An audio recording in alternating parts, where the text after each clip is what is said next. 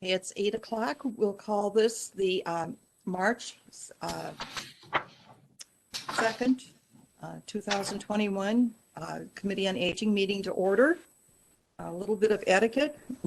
Everybody, please keep your mics muted except when you're speaking or when you've been asked to activate it. Limit the background noise as much as possible. Mute and unmute yourself in a timely fashion. We've asked that Anne unmute everyone when we're calling for roll call. And during roll call, either, here, yes, no, but so that we have a voice vote. And that's very important with these meetings. And then staying muted when you're not speaking. If you've got a question or comment, raise your hand or wave. You can do it in the chat box, but it's easier to see the physical cues. No side conversations in the chat box, only the official meeting business, and identifying ourselves prior to speaking. So at this point, I'm going to ask Anne or Bobby to call the roll. Anne, if you would unmute everyone.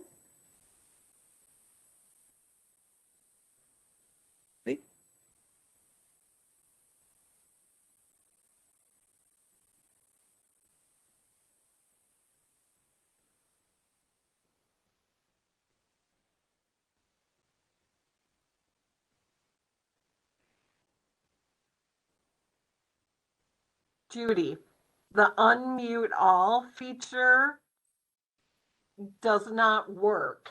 They have to unmute themselves. Okay, then everybody please unmute right now, please.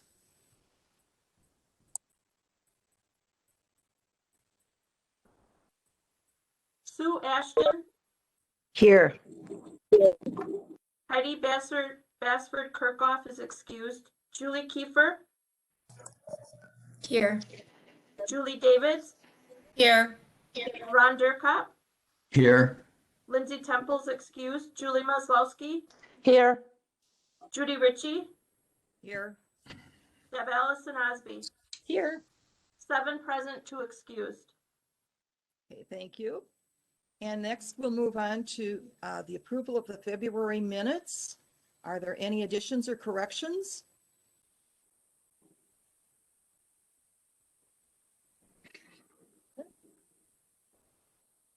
If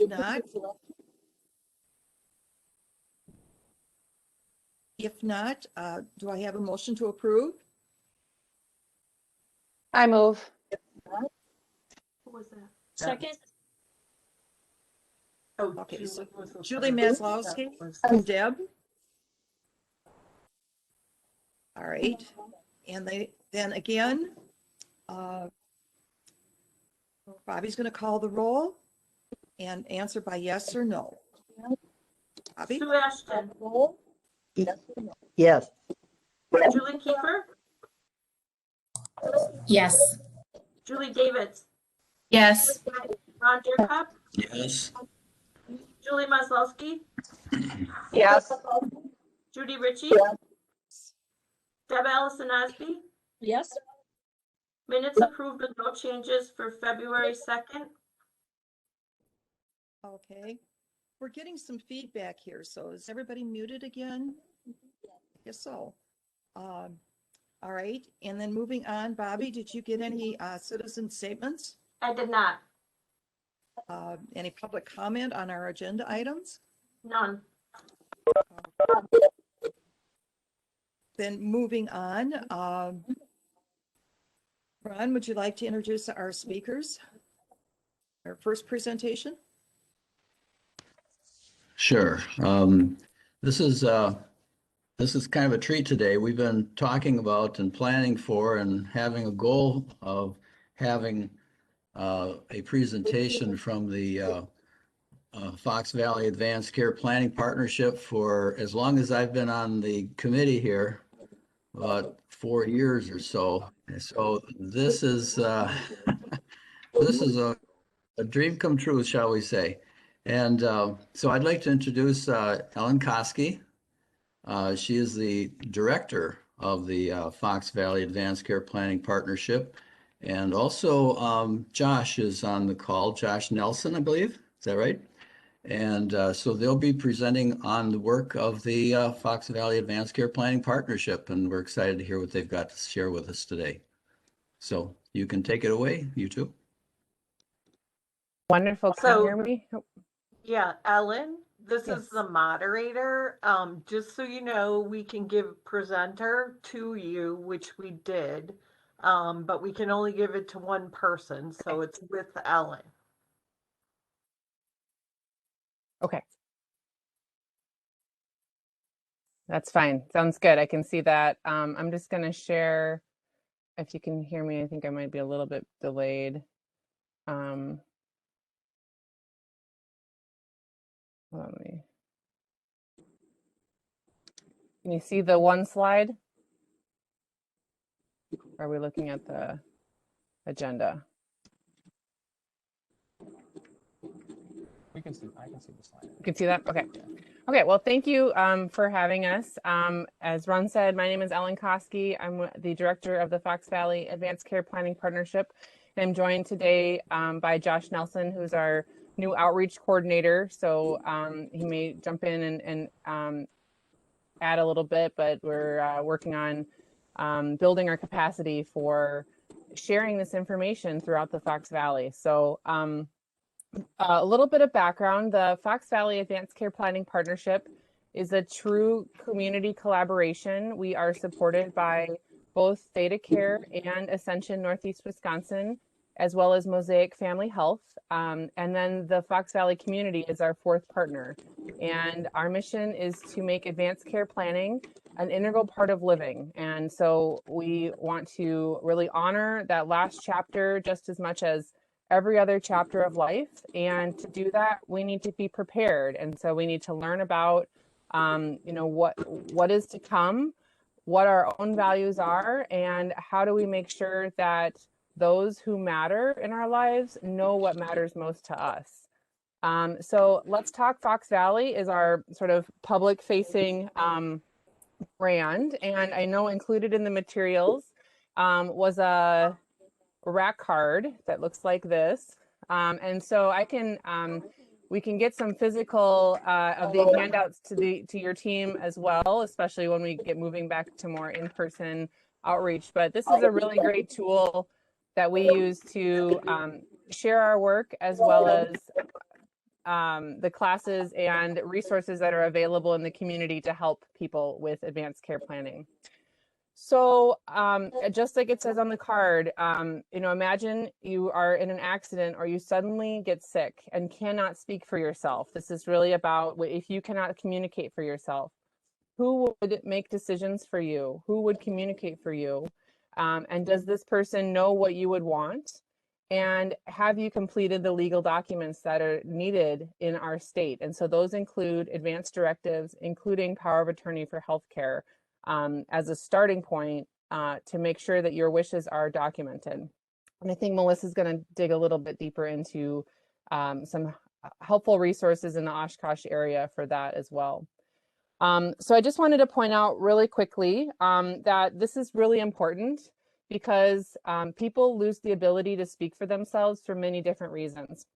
So this could be due to an accident, something that comes out of the blue, or a sudden illness, or a chronic and degenerative illness as well. And so we really need to be prepared for whatever there is to come. And so to do that, we ask people to really start by thinking about their own values and what matters most to them, and helping for that conversation to really guide decision making versus what I would want in a specific instance, because we just never know what that instance might be. It's also important because if we don't plan, decisions are made for us, and those decisions may not align with our own personal values and our beliefs. And so we really want to make sure that we're honoring individual and family beliefs and traditions and culture and religious beliefs. And so all of that involves preparation and planning in advance. And then finally, one thing that a lot of people don't know is that this is important for anyone who's 18 or older, because Wisconsin is not a surrogacy state for situations like this. So we don't have a next of kin law that says, you know, if I'm in a car accident and I can't speak for myself, my husband is my automatic decision maker, or my parent if I'm a young adult and not married. And so in that, we need to make sure that we have these legal documents completed, naming who that decision maker is that we'd want to be, because we are one of 10 states in the nation that is not a next of kin state. And so really the process that we use, this is where our coalition comes in, and where our partnerships with our local ADRCs and local healthcare facilities and organizations, as well as other types of organizations, comes together. We all use the same process to approach advanced care planning.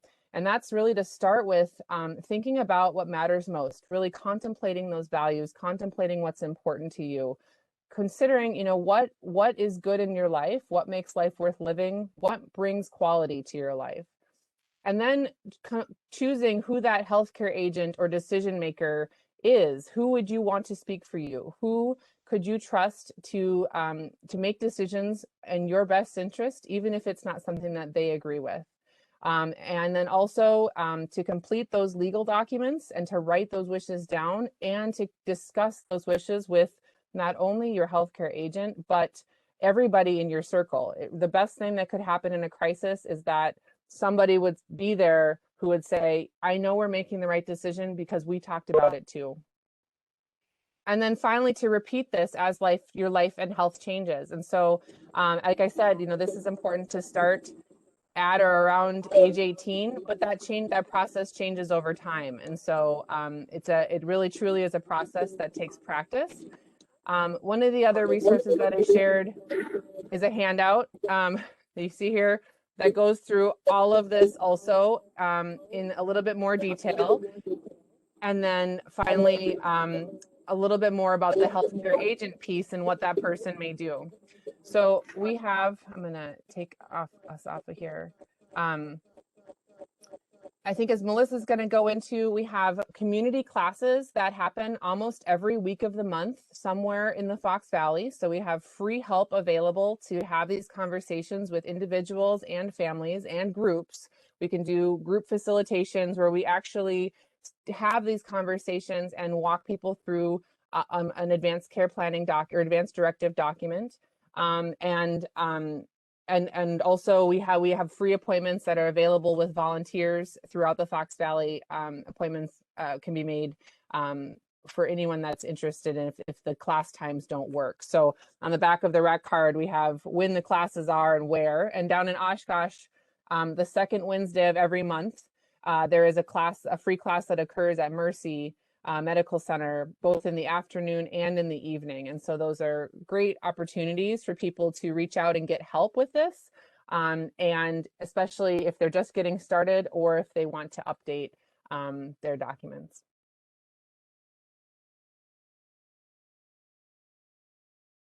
So I kept it really short. I hope that was enough information. Is there any questions before Melissa talks about what they're doing over at the ADRC? Ellen, this is Ron. I'm just wondering if you could share a little bit about past experience in terms of volume of people responding to, the attendance at these various opportunities to do an advanced directive. Yeah, I mean, so the classes So the classes are, I mean, especially since we've, obviously I think with everything with COVID, there's an asterisk on it, but the classes are fairly popular for people who are looking for help. And sometimes they're referred from their healthcare provider. Sometimes they come across us. Sometimes, they don't really realize that we're here to help. And so the more that we can get the information out that free help is available, the better, because, it's interesting to find the many different ways that people come across us. Sometimes this is what it takes for somebody to take action. I have a lot of people who say, oh yeah, I have 4 of those documents sitting at home on my shelf because my doctor keeps giving them to me and I don't want to do it. And so we're here to help with that. This is what this is. We will help get through that initial process of becoming comfortable with the conversation, walking through that document with somebody who is well versed and understanding and can explain what it means, because we understand that none of the documents are very easy to use, no matter how much we try to make them user friendly. And then we want to make sure, that people leave knowing what to do next. We can make copies for folks. A lot of times if somebody is a Theta Care or an Ascension patient, we will take a copy back and we'll get that copy back their doctor to make sure it gets into their medical records. So then the clinic has it on file. So we help with some of those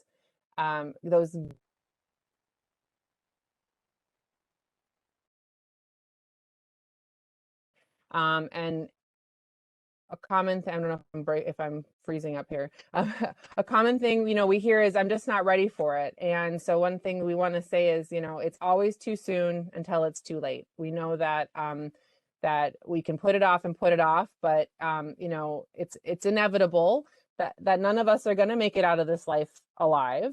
And so how can we really make that experience better for us as individuals, but more importantly for our families? We don't want to leave them wondering what we would want, and we want to leave a legacy of love and knowledge and comfort, right? And so a lot of times we have families that if they haven't planned or things are out of the blue, that experience drives them to get these documents completed and up to date, because they don't want to put their family through what they just went through as well. Hi, Ellen. Jean Wallerman, the manager here at the Senior Center. And I was wondering, are your meetings all in person or are you doing some on video? Great question. Yeah, great question. So most of the classes are all held in person because of the fact that we do offer, we make sure that the right people are there to help with witnessing. So we make sure that there's at least 2 people that are either teaching the class or in attendance who can witness, who are not staff members of the healthcare system, who are not, who can legally be witnesses, so we can get that done. The class that's held the 4th Wednesday of the month at Mosaic Family Health in Appleton does have a Zoom feature. So we do offer a Zoom link to bring people into that one and have them there virtually. We can't offer witnessing virtually. That's not legal, something that we can legally do, but we can also help them to identify who might be who could witness for them nearby and what their next steps would be. We have a handout that can walk people through. If we want to do a meeting that's not one of these classes, we can absolutely do a virtual meeting. We have the opportunity, we have the ability to do a Zoom. Again, it would mainly be just an information session, and then we can walk through everything in the document up until the point of making it legal. Then we would have to help somebody find who in their life or where they could go to get those 2 signatures before they actually, or to witness them sign the document. Which is I know that that's a kind of a complicated piece, but that's where we actually have the most problems, is when we get documents in. The number one problem is that they're not witnessed properly. So it's those legal barriers that we really help people to get through, and we want to make sure that not only do they understand that document, but we're completing a true legal document that could that is valid and that could stand up in court should it be contested.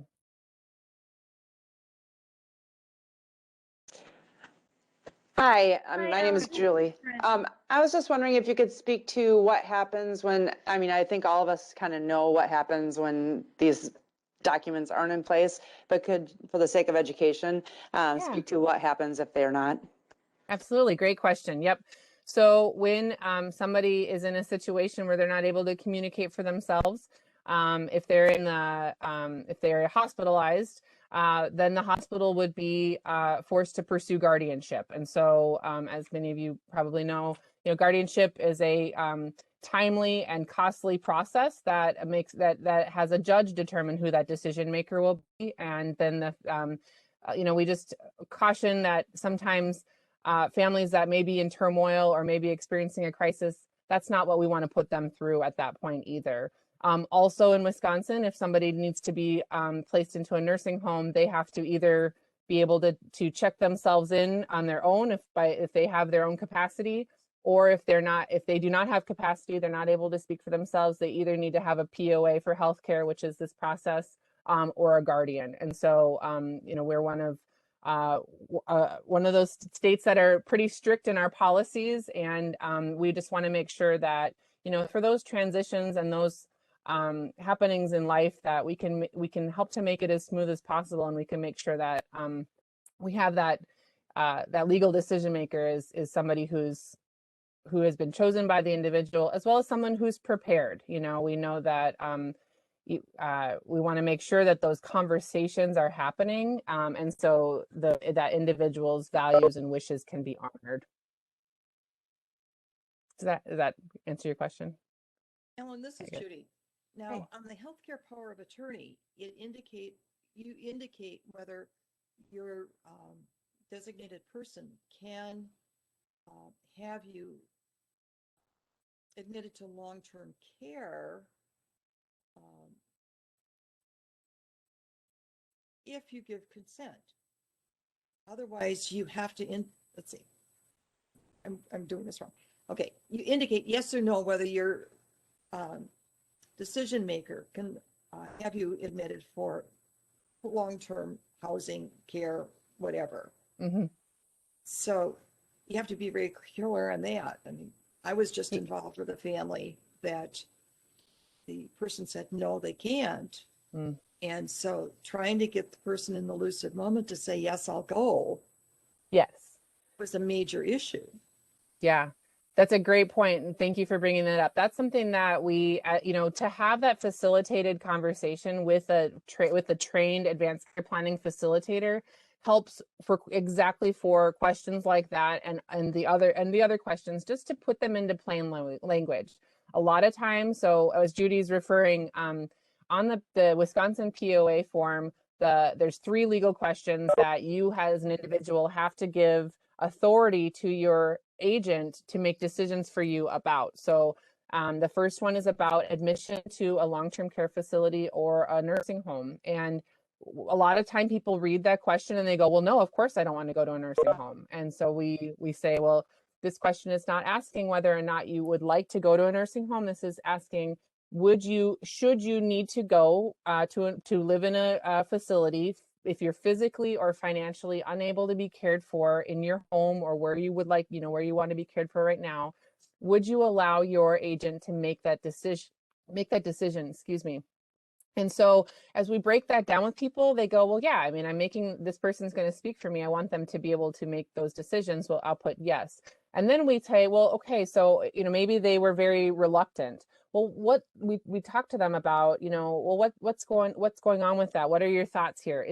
Are there certain nursing homes that would be okay with you? Are there certain qualities of a nursing home or a placement that you would be looking for? And we can make sure that that is documented within that POA document as well, to make sure that to give guidance should that circumstance happen where that person needs to be placed in a facility and we're not able to communicate with them at that point in time. And so really just to dispel some of those myths, and to walk through that question, and then to dig a little deeper to say, well, what are you thinking here? What are your experiences with this? We should probably, the people in your circle who are helping to make these decisions should probably know about, your feelings and your own experiences here, to help them to then be able to make decisions that are in your best interest in the future, should that come up.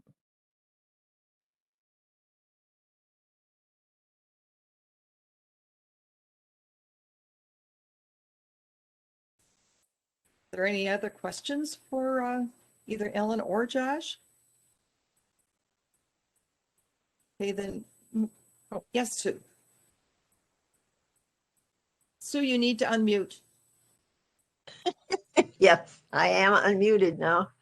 I just wondered, the forms that you use, Ellen, are they the same throughout the state of Wisconsin? Because I know sometimes people go online and they get a form, or they get one from their hospital or whatever. So are there better forms than other forms, or that's a little confusing sometimes?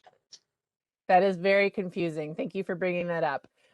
Yeah, so again, Wisconsin is one of the strictest states regarding our laws around advanced directives and the forms, and the form has to have certain qualities. So we have a few different options. I prefer some over others, but there are a few documents that are legal to use throughout the state that we see pretty commonly. So there is a document from the state. We call it the state document. It's available on the DHS website. That may be one that you may have seen. It's pretty high reading level. So we try to think about, how equitable that is and how we're making sure that people are understanding truly what they're signing. And so that one's okay. We have a document that we've used commonly throughout the Fox Valley for a few years now that was supported by both Theta Care and then Ascension in the Northeast Wisconsin area, the Fox Valley region, where we included a little bit more information, some more discussion, a few more questions around the person's wishes, so a little bit more than the POA questions. And then just recently, though, now each of our partner systems are choosing to use their own documents. So we'll be supporting those three, basically the state document and then Theta Care's document, which actually is one that's used by multiple other systems throughout the state. It's fairly easy to use. I like it. And then Ascension is actually going to be releasing their own document any day now that they'll be using actually throughout their whole Ascension Wisconsin system. They wanted to have one that they used from Appleton all the way down to Milwaukee. And so our facilitators will be prepared to use all of them. They're all very, very similar. They all have the same flow. They have those three questions around the powers that you're giving to your agent, and then our local hospital documents have a little bit more for wishes and values and that other types of decisions that you may want to make. And so our facilitators are trained to be comfortable with those documents, and they'll be able to use any one of those. There's a few others. You may have heard of the 5 wishes. That's one that's been here and there used throughout. We don't really use it too much in the Fox Valley anymore. Aurora has moved to the same document that Theta Care is using, not to get too complicated there. But so 5 wishes is great, is okay. I like to use 5 wishes as more of a conversation piece, not so much as a legal document. I think that they're one of those 3 documents that we use locally are really ideal because those are the documents that our healthcare providers recognize. They know if there's a crisis, they know where to go in those documents to find the information that they need. And regarding the legal document, that's kind of what that's for. We need to be able to name that agent and then give that direction in a crisis.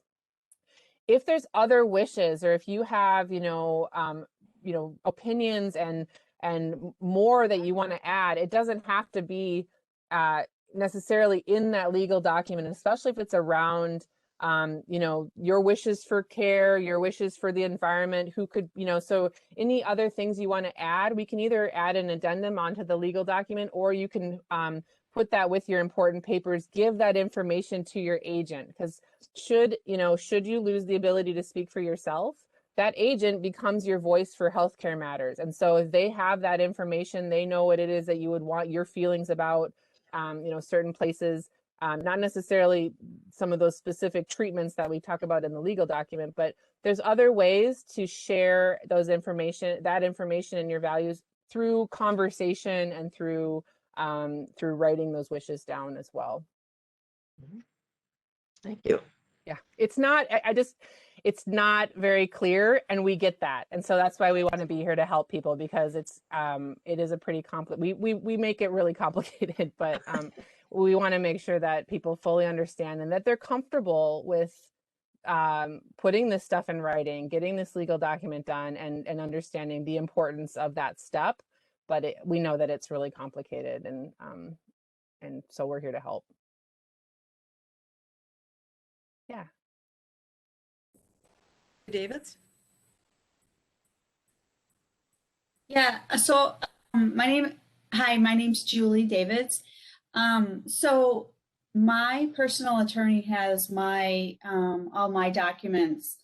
So should I be giving those to my doctors or? Yeah. So that happens quite a bit as somebody goes in and does estate planning or with either an estate planner or an attorney. They get this document, they get this piece done with other planning documents like financial and beneficiary, things like that. The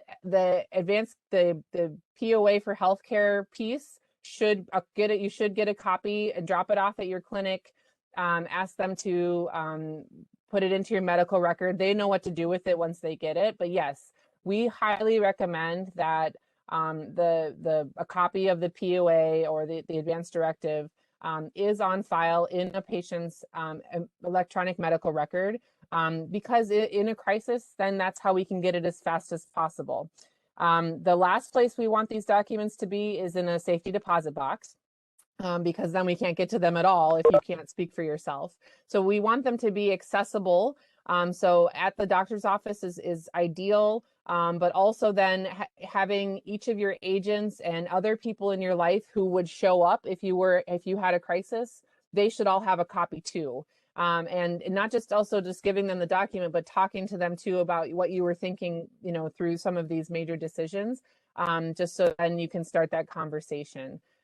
This is the one that you want everybody to have access to. If you travel, people often ask, well, what happens if we travel? Lots of people bring a copy of their document with them, especially if they have a chronic illness or there's a high potential that something might happen. But otherwise, we have some wallet cards that we give to people when they complete their document to put into their wallet, stick in their glove compartment, and then they can put, which healthcare system their document is on file at. And so say you're down in Florida and your document's at Mercy, if something happened, the hospital could call Mercy and they could fax it down. So once they can share those that way, and it's one way that somebody could get access to it. When and if you update your documents, the documents need to be updated at least every 10 years, or at least looked over to make sure they're still in line with what you want. You can just bring a new copy to your healthcare system, drop a new copy off with your agents or your loved ones that you want to have.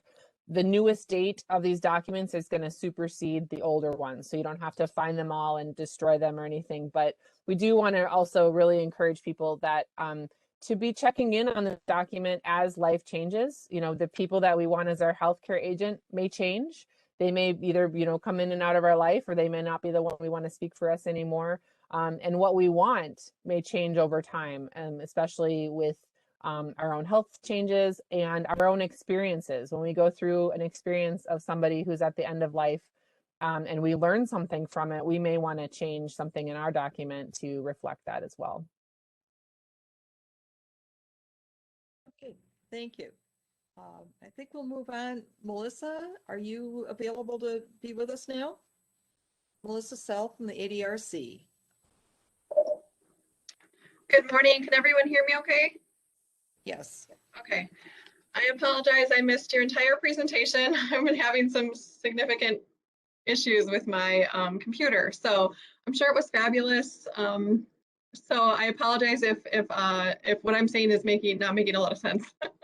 Good morning. Again, my name is Melissa. I'm a ADRC specialist here at the Aging and Disability Resource Center for Winnebago County.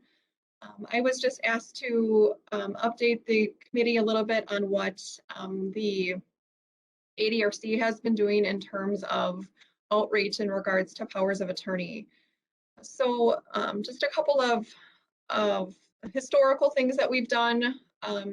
In April, it'll be 2 years now that we did this, but we did a presentation to all of our Department of Human Service employees. So we had I had a presentation in our Neenah office and our Oshkosh office, just to DHS staff, a little bit about what powers of attorney are. and why they're important. So we discussed, you know, both a POA of healthcare and finance. And we did have some staff reach out to me after and did their documents. So that was super exciting and brought some more awareness to our staff about why they're so important. We also did work with Lakeland, who is a managed care organization that operates the family care program in Winnebago County, to kind of do a workshop with them regarding powers of attorney to help educate their care managers, and then potentially do some workshops with their members. At that time, if I recall right, the pandemic was kind of just beginning, so had decided that may not be the best time to start that, but our hope is at some point we can work with our MCOs in doing that, and potentially you know, with the IRIS program as well. So we have some dreams in terms of continuing to educate folks. We also did a presentation in partnered with the Oshkosh Senior Center in January of last year, and did a workshop with community members. So we had prepared some documents and some things to get people ready to create their power of attorney, and then we had them sign up and did a workshop with, I think we had about maybe 15 people signed up. And we capped it at 15, and then we had, I think there were like maybe 10 people on that during that presentation that actually did their form. So we kind of went through page by page of the document, and did it together. So we used the state document. That was what we kind of used to do the presentation, but if people prefer to use a different document, we certainly would work with them as well on that. So our hope is that we can do kind of mimic that again at the Oshkosh Senior Center, because we did, I believe, have some people on our wait list, and maybe mimic the same thing at the Menasha Senior Center. In January, or I'm sorry, in April last year, we had planned a educational event regarding powers of attorney and funeral planning. And we had an elder law attorney and a financial advisor plan to come, and unfortunately, because of the pandemic, had to cancel that event. But again, our hope is to create that at another time. More recently, last week, I had met with our behavioral health teams in Winnebago County, and we had done again another presentation about the document and why it's important to educate the staff so that they can in turn educate their clients. Our hope is probably in the fall to do a workshop with, like we did at the senior center, with our behavioral health clients that are interested. We do have, on a regular basis, have behavioral health case managers calling up here asking us to do documents with people. So it certainly seems like the word has spread, because I think I had 2 appointments alone this week to do documents with people. So that was really exciting. We also did an article in our ADRC newsletter in January regarding advanced directives. We have updated our website. If you haven't been to that, we've done a lot of work on that during the pandemic. And so we do have a tab specifically for advanced directives.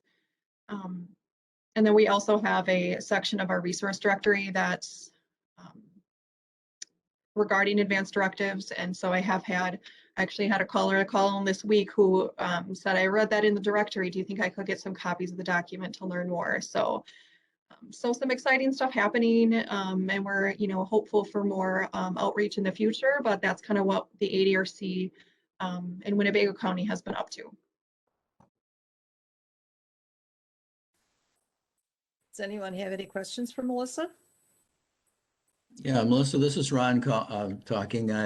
Just curious if you have a policy that it's routine that your INA persons and any contacts you have through the ADRC with clients, that you talk about this area as something that, just to bring it up in discussion to see if they've done one and kind of help educate and encourage them to do it and that sort of thing? Sure. I wouldn't say right now we have like a set policy, but I think that you know, it's so hard. It's based on, you know, what the caller is calling about and how stressed they are at that time about whatever they might be calling about. So I think it's probably a conversation we have more often with our consumers who are looking at joining a long-term care program. You know, we're having more conversations about, you know, are you self-represented? You know, do you have a power of attorney, or maybe they have a guardian or whatever they might have. So I think, and then we always try to obtain those documents so that we can pass it on to the IRIS consultant agency or the managed care organization. So I think that's a conversation that pretty routinely happens with those consumers. And I think our ADRC specialists do a good job of, you know, gauging when, you know, what calls are appropriate to talk about that. And, you know, what callers are calling in with a housing crisis at that moment, and they may not be, you know, too interested in learning about powers of attorney at that moment.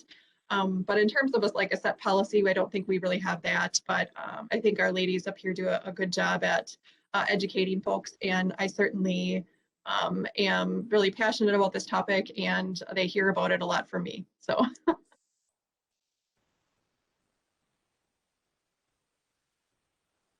Are there any other questions?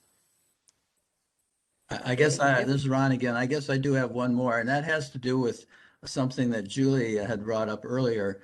And maybe this is something that Melissa, Ellen, Josh could each maybe comment on. And, you know, and it's maybe taking a little bit of a negative approach, but that, you know, having worked in this field for quite a few years in the adult protective service arena, I saw so many people who didn't take the step of doing the power of attorney for healthcare, who ended up going through the guardianship process.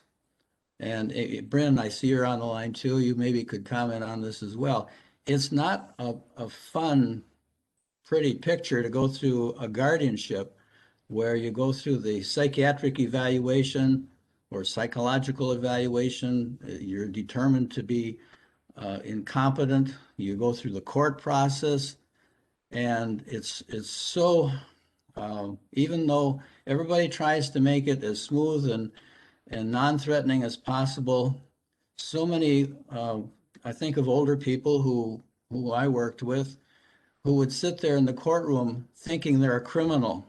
I mean, it really is hard.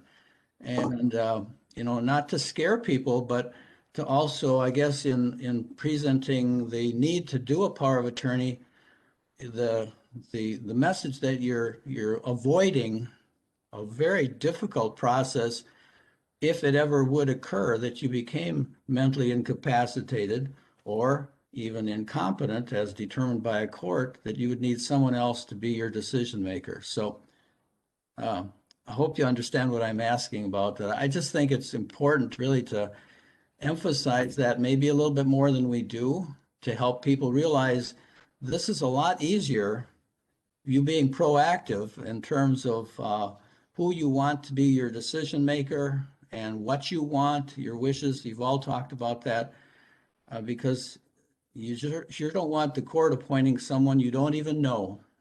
And that's happened way beyond, because some people don't have anybody at that point to be their appointed guardian. So sort of, yeah. Thanks, John. I can piggyback with that. So when we do a little bit more in-depth outreach, we definitely, you know, we go into that, and it's not to be a scare tactic, because we know that it's a really important process, and we know that it's definitely in place, and it's needed for people in the right situation.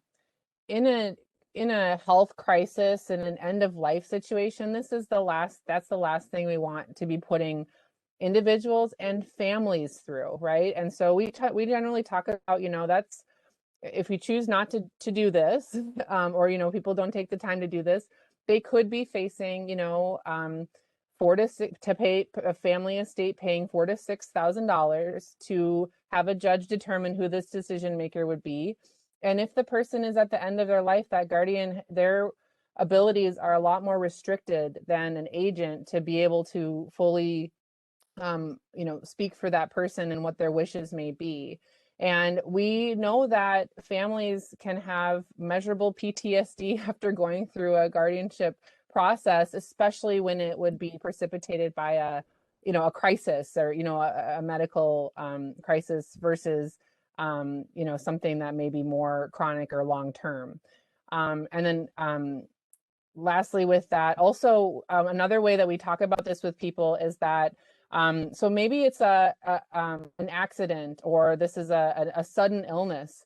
A guardianship is a lot harder to reverse than to deactivate a power of attorney for healthcare documents. So if somebody does get better and they're able to then speak for themselves again, it's a much easier process for one physician to deactivate that power of attorney for healthcare, give that person back the ability to speak for themselves, than to go through that whole court process again. And it can be really, really messy. And so, yeah, absolutely. I think that people just, we don't understand what all that is unless we've gone through it. And so for people as many times as possible to give their personal experience or to share kind of their cautionary information as much as possible, that helps to incentivize individuals to take action. Really it's about what's going to push that person to take action, and we want to try to do that as much as we can, but we don't want to scare people because we know that that's an important process too. One story that I like to share, like when I present to, like when I've done my presentations, is talking about, I work with APS workers, every day, and I, hear a lot of the cases that they're working on. And there was one case that really, I will never forget hearing about this case, and I obviously won't share much about it, but it was a young woman who was had, I believe, a stroke during childbirth, and her family was, not only is she incapacitated now, but she's got a new baby, and her family was scrambling for a decision maker, and I happened to be pregnant at the time myself, and thought, my God, thankfully I had already had my documents done, but I think about all of my friends who are in their 30s who don't have their documents done. And so when I present to people, I share the little bits of that story that this happens to people every day, and it doesn't matter how healthy you are, you never know what the next minute's going to bring for you. So again, I don't try to scare people, but it's just, I think it's important that they understand how important it is. So.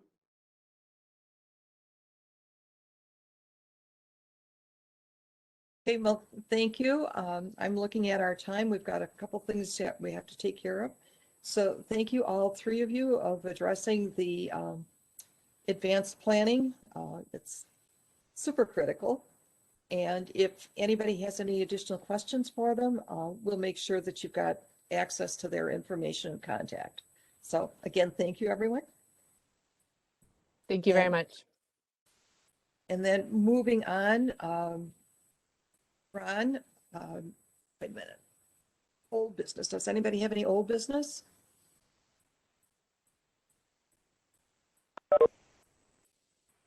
In new business, Ron has got some discussion and information on scams. We'll try to keep that reasonably short. Okay. I just have one thing, and it's from the Better Business Bureau. It's a tip. And the crux of it is, don't share your COVID vaccine card on social media. The verbiage they share with this is that got your COVID vaccine?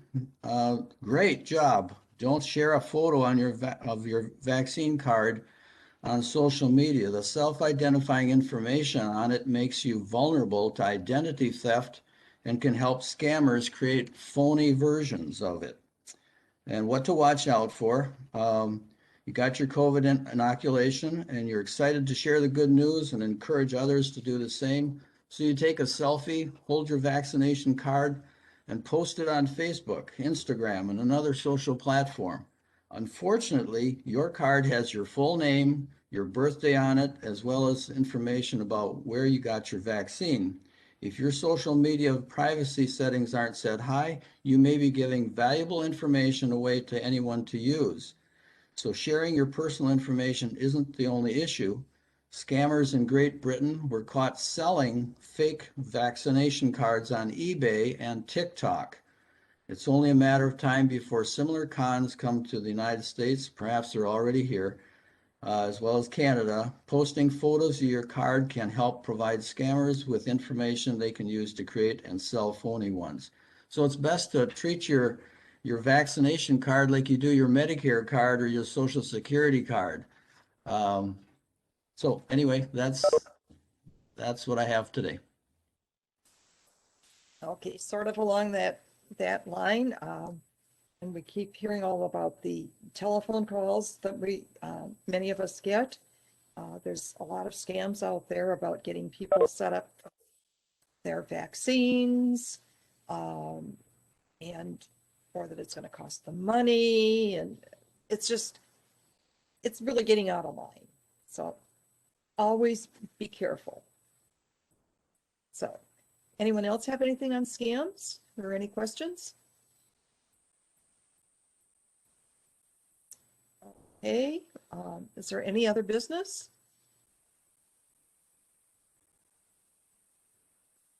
Then our next meeting is April 6th.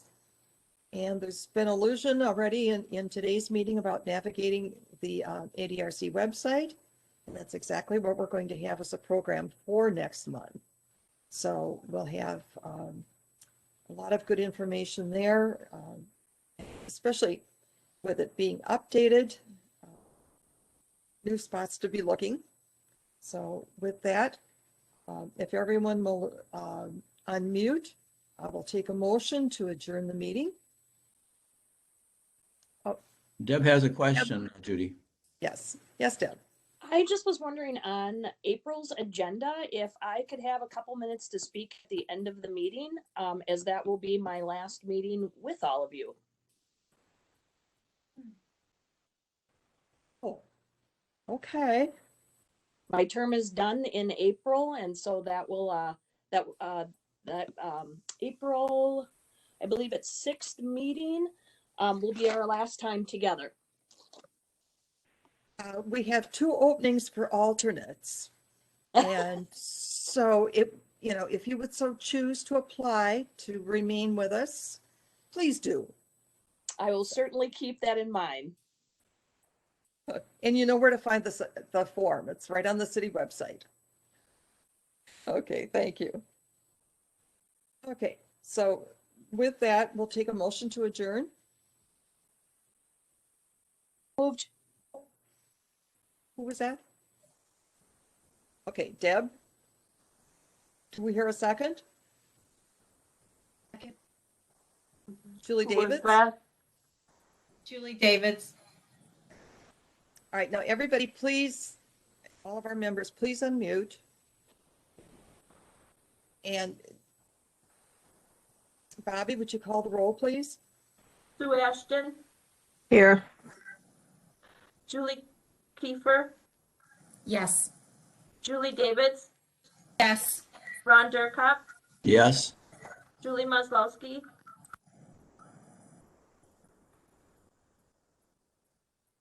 Judy Ritchie, Yes. Deb Allison Osby. Aye. Page 6 to adjourn the meeting at 8:52. Okay, meeting adjourned. Thank you, everyone. See you next month.